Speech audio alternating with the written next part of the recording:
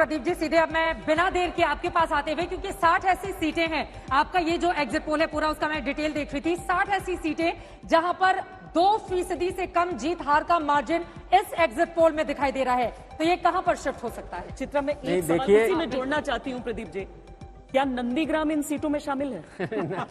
नंदीग्राम जरूर शामिल है, वहां कुछ भी हो सकता है। स्थिति यह है, वहां भी इतनी जबरदस्त कांटे की टक्कर है, कुछ भी कह पाना मुश्किल है। 2% के गैप वाली सीट है। बिल्कुल बिल्कुल गैप वाली सीट है। वहां पर पता कर पाना कि कौन विक्टोरियस होगा अंत में कहना बहुत मुश्किल है, क्योंकि हम जैसे आपने बताया सभी की सभी सीटों के ऊपर जाते हैं। और हाँ, ये रेंज थोड़ी सी ज्यादा नजर आ रही है, लेकिन यही हकीकत है जो हमने सामने बयान की। दर्शकों को ये भी तो बता दीजिए, 2% का तो फासला है, लेकिन ये फासला तराजू किसकी तरफ झुका है, कम से कम इसके तो संकेत दे दीजिए दर्शकों ये तो साफ साफ नजर आ रहा है कि बीजेपी जो है 4 से 5 सीटों के ऊपर आगे नजर आ रही है। और जहां तक सरकार बनाने के हम नंदीग्राम की बात कर रहे थे कि 2% का फासला है, वो तो हम सब समझ रहे हैं। बहुत मुश्किल कह पाना, बहुत मुश्किल है। कुछ भी हो सकता है, मैं ये कह सकता हूँ। नंदीग्राम में आप उस दिन मौजूद थे। इस वक्त हमारे साथ भारतीय जनता पार्टी के प्रदेश अध्यक्ष जुड़ चुके हैं पश्चिम बंगाल से।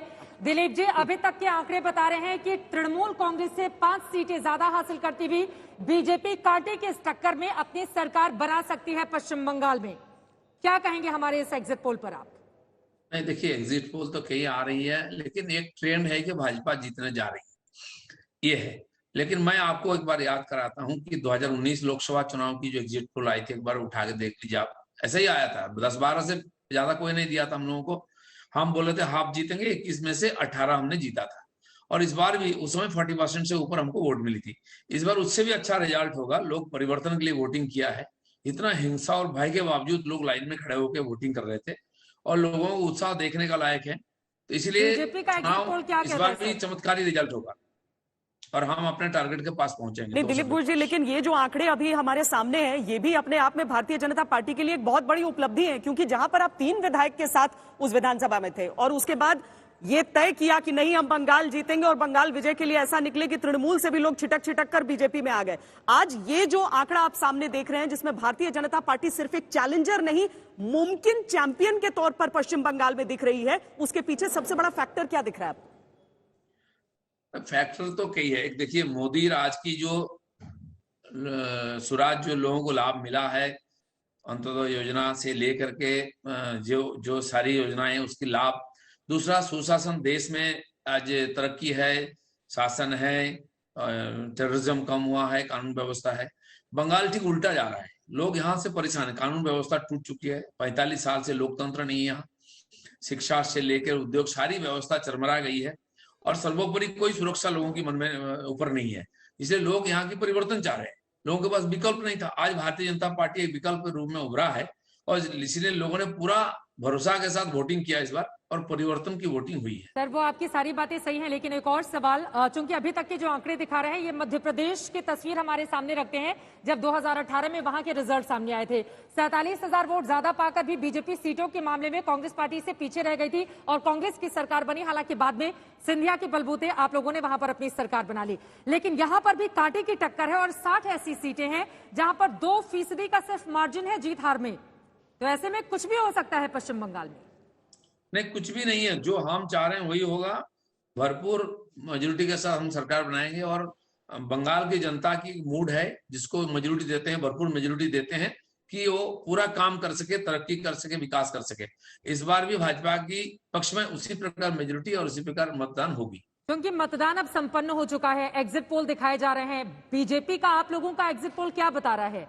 अब तो आप सही आंकड़े बताएंगे। अब तक 200 पार का नारा देते रहे हैं, कहां तक पहुंचे बीजेपी? जो नारा हम लगाते हैं सोच समझ करके योजना बना के करते हैं और उसको पूरा करते हैं। और जो 121 करीब विधानसभा में लोकसभा के समय हम आगे थे और जिस क्षेत्र में हम कमजोर थे, कलकत्ता के आसपास 10 पार्लियामेंट्री सीट हम जीत नहीं पाए, बीरभूम, मुर्शिदाबाद, वो कमजोर थे, वहां भी बहुत अच्छा वोटिंग हुआ है और अधिक भी रहा है। लेकिन यहाँ की थोड़ा भय के वातावरण के कारण लोग खुल के नहीं बोलते हैं, चुनाव में वोट डालने के बाद भी स्वीकार नहीं करते हैं किसको दिए है।